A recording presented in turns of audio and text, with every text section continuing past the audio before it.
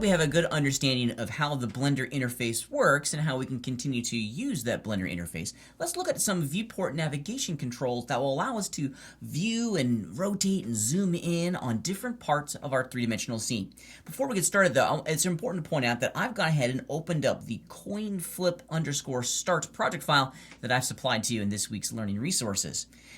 This is what the project file looks like. It's pretty cool. It's just a simple little coin with the Sacramento City College logo on the front of it. And we're going to be using this to understand how to move, rotate, and zoom in and out of our three-dimensional scene. When you open up this project file, it's going to bring you automatically into the animation workspace. Now, if you're not in that workspace, if you've traveled over to the modeling workspace, just know that everything that we're about to talk about can be applied to all of the workspaces across the entire application. I want to jump back into the animation workspace one more time and we'll get to work. So let's talk and look at this big centralized viewport here, and all the commands that we're about to look at can be applied to all of the viewports across the entire application. Now, in order for me to navigate and to see every part of this coin, we have to use our keyboard and our mouse. And it's really important that we have a traditional 3-button mouse when doing this.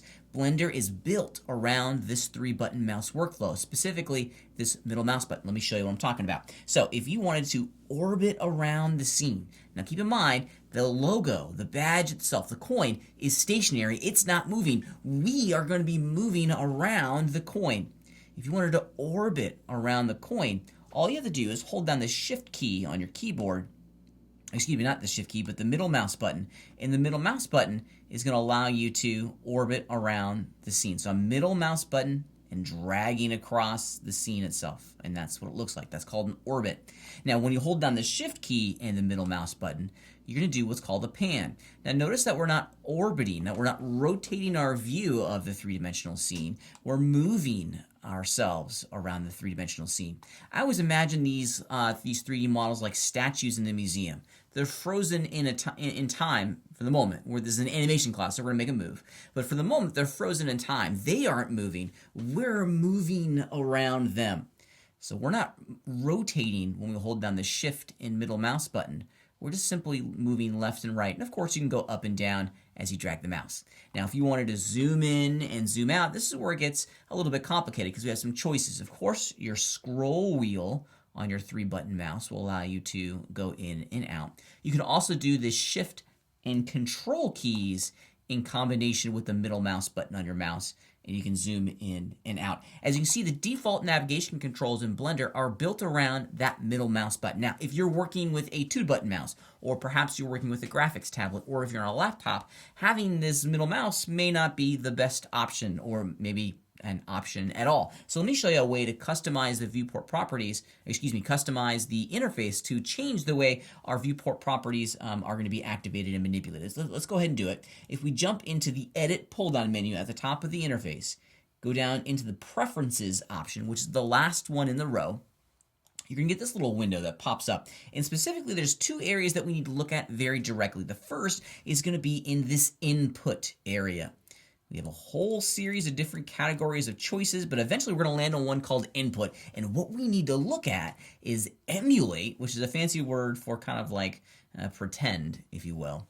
Emulate a 3-button mouse. If we turn this on, now the Alt or the Option key, if you're using a Mac, becomes a massive player, if you will, in how we do our viewport navigation. Let me show you what I'm talking about. I'm just going to move this out of the way for a second. Now, with that Emulate 3-button mouse choice enabled, I can hold down the Option key and left mouse button and drag.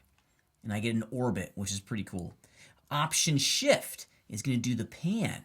And then Option Control, or Alt Control if you're on a PC, is going to allow you to do the zoom in and out. So with this Emulate 3-button option enabled, the left mouse button becomes the real driver in this, and then we add some different keyboard shortcut combinations. It's a great helper. I use this a lot. You'll find me in later parts of this entire course or in other classes that I use a graphics tablet, a Wacom tablet, for a lot of the work that I do. So being able to turn this on allows me to continue to use that graphics tablet for all of my digital sculpting that I do here inside of Blender. So that's one option that I want you to take a look at. The other option that I want you to be aware of is inside of this navigation section of the viewport of the application preferences. The navigation channels or category of options has some really good choices in here that you should be at the very least aware of, specifically on this zoom method. We can determine how we zoom in and out, which direction our mouse is going to move in order for us to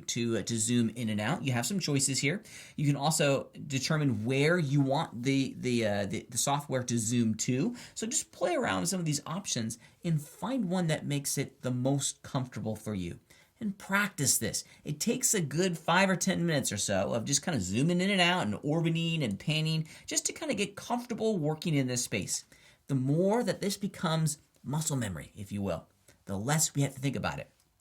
I want to be able to spend all of my cognitive thinking time on creating these wonderful animations and not have to worry about zooming and orbiting and moving around inside of our scene.